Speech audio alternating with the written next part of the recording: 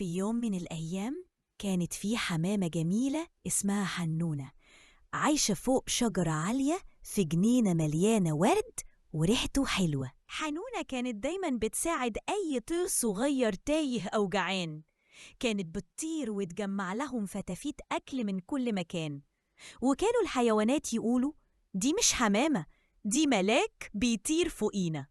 وحنونة كانت ما تحبش تشوف حد زعلان.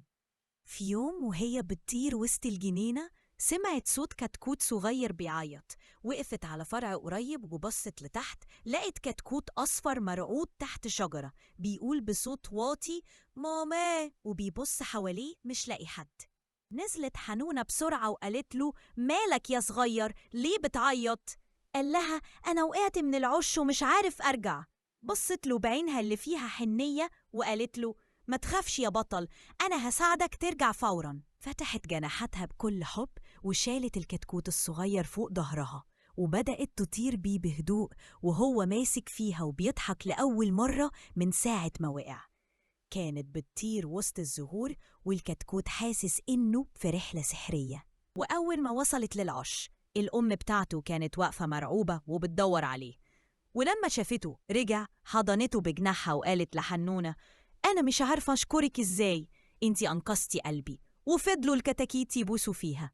حنونة ابتسمت وقالت أنا دايما هنا علشانكم، وطارت بعيد وهي فرحانة إنها قدرت تساعد من غير ما تستنى مقابل.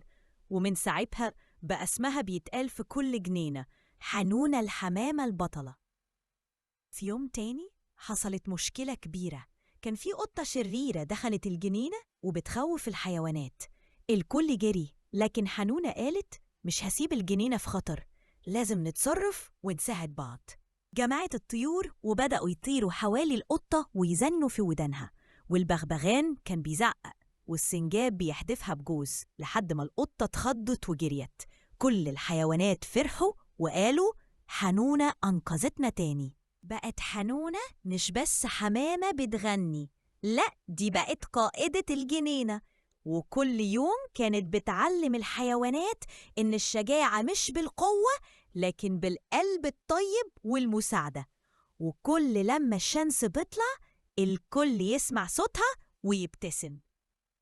وهنا تخلص حلقة النهاردة. اعملوا لايك عشان تسمعوا القصة الجاية.